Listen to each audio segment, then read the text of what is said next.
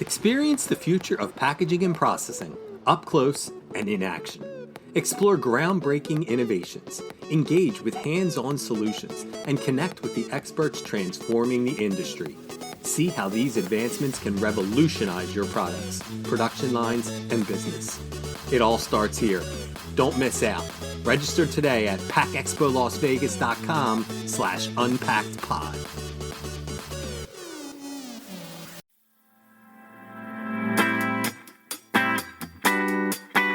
You're listening to Unpacked with PMMI, where we share the latest packaging and processing industry insights, research, and innovations to help you advance your business. Hi, and welcome to Unpacked with PMMI. I'm your host, Sean Riley. In this episode of Unpacked, we sit down with Jorge Izquierdo, Vice President of Market Development for PMMI, to dive into one of PMMI's flagship resources, the State of the Industry Report. Jorge shares insights on the trends shaping the packaging and processing industry, from labor shortages and automation to sustainability and sanitation. We also explore how these trends will be reflected at this year's PACK EXPO International, and how companies can leverage the report for strategic planning and innovation. Tune in for a sneak peek at the State of the Industry Report and a sneak peek at what to expect at the largest PACK EXPO International yet.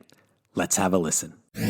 So with all the fancy introductions out of the way, welcome to the podcast, Jorge Izquierdo. How are you, Jorge? Sean, I'm doing great. Thank you. Thank you very much for the invitation. I appreciate it. The pleasure is all ours. It's always a treat to have you on here with us. We are talking State of the Industry Report, which is a big one for PMMI. So I guess for the listeners out there, for those who don't know right off the top of their head, what are we talking about when we're talking about the State of the Industry Report? So, Sean, you're right. The State of the Industry is one of the flagship reports that we produce at PMMI. It's an annual report. And the core of the report, it's basically the shipments of packaging equipment. What's very different from information that maybe you find around in the industry is it has a detailed breakdown by machinery category. We have over 32 different machinery categories that we detail. And to be honest, beyond being just numbers, what's also very valuable, it provides a good picture of the industry within the general economy, the general industry trends of specific vertical markets. And what we're working on now, it's even more on trends and investments for specific packaging equipment by machinery category.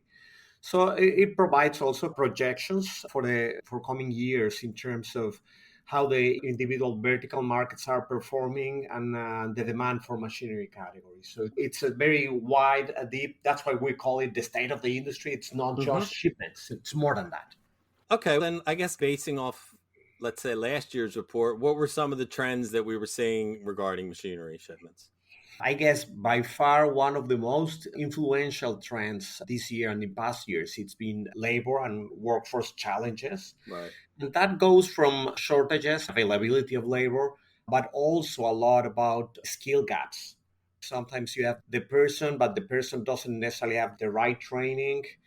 So that's creating significant amount of problems for packaging and processing operations on how to keep up with high levels of productivity with a not fully staffed set of operators and technicians, and also again with some significant skill gaps. So that would be the number one. Then I would say automation, digitalization, and big data. That's an ongoing journey, and it's significant. Everybody is trying to catch up. They have seen the opportunities on this space. Now it's not something strange. It's not something wild that they don't understand. They are familiar with it, and it's more about embracing it these days.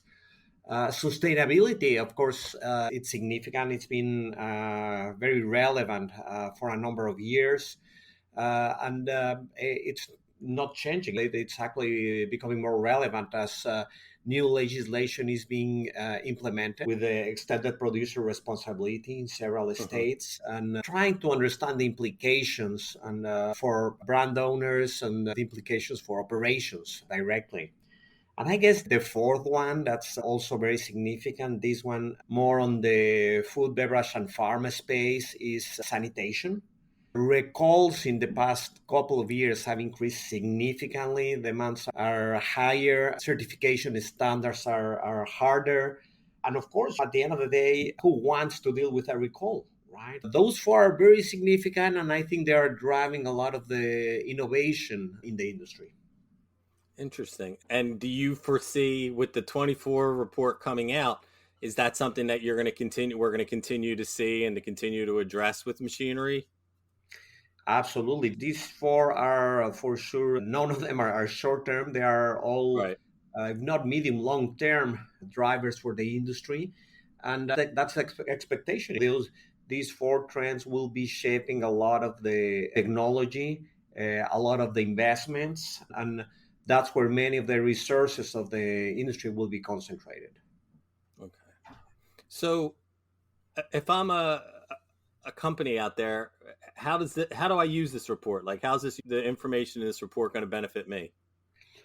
So, Sean, the state of the industry is a great resource for, I would say, strategic planning, Okay. sales and marketing, and even product development. To be honest, OEMs can use it to benchmark their performance against the industry in general, but they can also be very specific. They can go down to vertical markets, to specific machinery categories, the machine that they sell, and benchmark how they are doing against the industry, identify fastest growing markets, specific opportunities for machinery categories. It's a great help, honestly, when you're planning your promotional efforts. Also, in developing the messaging, what are the drivers, what's relevant for the industry, right? All these reasons. And of course, it's also great for opportunities and identifying new product development opportunities. Okay. So we have this big event coming up, this PACK EXPO International, which is tracking to be probably the largest one we've had yet, which is awesome. What will we see these trends play out on the show floor? Like, how will we see them be reflected in the machinery that we're going to see at the show? These trends will have a significant presence at the show. It's going to be a loud the influence of this presence. Like when you're talking about labor shortages, you're Hmm. talking about equipment that's becoming more intuitive and easy to operate. A lot of the HMI interfaces that now are helping with the training. We were talking about the availability of workforce. Right. Many times also the challenge is a rotation of your staff, right? You don't keep your staff for that long anymore. Shortening the learning curve is significant. So many of these equipments are incorporating more and more video training, also the tools to empower the operators, remote access to remote service technicians, augmented reality, virtual reality, all different technologies to help empower operators and service technicians, right? To make sure that the uptime of the equipment it's maximized. We're also finding in terms of automation and big data, in past years it was about playing with it, implementing your first one. These days it's about wide implementation, right? Okay. It's about bringing a lot of that legacy equipment into the digital space, right? Making sure that you get all the data, that you can concentrate all the data in one place, that you can have a one single dashboard that reflects the production of your whole operation live, right? So it's no more about one-offs. It's about how to take advantage of this technology in your whole operation, and that's a lot of the things that we're going to find at the show. In terms of sustainability, for sure, materials wise, that's very relevant. We're going to find a lot of new materials coming in, a lot of flexible materials that they are moving to be much more sustainability friendly. New ideas in terms of compostables, the use of paper, increase of use of paper and cardboard. And with these trends in terms of the use of materials, it's also impact of these materials on the equipment and how this equipment is now designed, how OEMs, how technology suppliers are creating new solutions to help you with this transition of materials, right? Normally, when you replace one material with a line that is optimized for one material and you're switching to another material, There's a problem with the levels of productivity. You cannot run at the same levels of productivity. So what we're finding is a lot of OEMs starting to offer retrofits, equipments, specific components that offer more flexibility to work with other materials. So that's big. It's not just about sustainability, about new materials. It's about how to make it happen. And that's going to be big. And of course, sanitation, much more attention to the design, not just on the materials, but on the shape, the way the operators interact with the equipment, how they clean it. You need to disassemble something, making it easier, making sure that those pieces that you need to move are lighter, they are easier to disassemble, clean, and assemble. Of course, more and more clean in place, faster clean in place processes. Yes, these trends will be front and central in terms of solutions that are now being offered at the show. It's interesting. Sustainability has been a topic for so long. I remember talking, we both have been at this a while, and I remember people talking about it 10, 15 years ago, and the machinery guys saying, this really doesn't apply to us yet. And it's interesting that now we're getting to where it does. Now you have to start retrofitting to utilize the materials, and it is widespread. So it's just been an interesting evolution that it's now touching every aspect of packaging and processing. Yeah, absolutely. It's everywhere, and it's a journey for sure. It's not something we will be addressing this year or next year. It's a journey, and we're just continuously working around it. Okay. Just out of curiosity, is there anything, it's going to be a pretty big show. Is there anything that you're particularly most excited about this year's PACK EXPO International?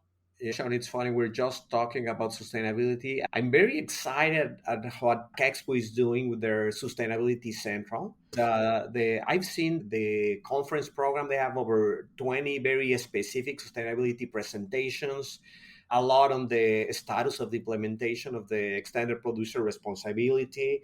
And it's not just talking about legislation, it's talking about the practical implications for brand owners. They need to develop different packaging for different states. If they can have one single packaging format that can serve the whole market. There's one specific piece of information that will be available at the show that's called the Material Transition Dashboard. Basically, we are asking all the attendees to the show to let us know what are the materials they are currently using and right now, and what are the materials that they are planning to use in the next 3 to 5 years, and identifying which industries, which materials are being replaced by which other materials. So the idea here is for PACK EXPO, for PMMI, to provide a kind of a direction, a compass where the material transition is going. And it's something that's going to be available for sure to all of the attendees to PACK EXPO International at the Sustainability Central. But after the show, it will be available to the whole industry. Perfect. That's fantastic. I wasn't aware of that last part, and that's fascinating. I realize as we're getting to the end here that I didn't ask, when can we expect to see the 2024 State of the Industry Report? When is it going to be released? We are on the final stretch right now. Okay. We're planning to release it in the kind of beginning of October. For sure, we'll be sharing the findings and more of the details of the report during PACK EXPO. Okay. So, Sean, I'm looking to see you at PACK EXPO, and we're going to have a lot of the findings highlighted during the show. Perfect. That's what I like to hear, and that's it. One more reason for people to be at PACK EXPO, which is lining up to be the biggest ever. So I want to thank you for taking time out of your day, Jorge, to come on and talk with me. It's always a pleasure to see you and to have our little chat together. So thanks. Absolutely, Sean. Thank you very much, and have a good one. You too. Please rate, review, and subscribe. To do that, go to the iTunes podcast or Spotify app on your phone and search for unPACKed with PMMI.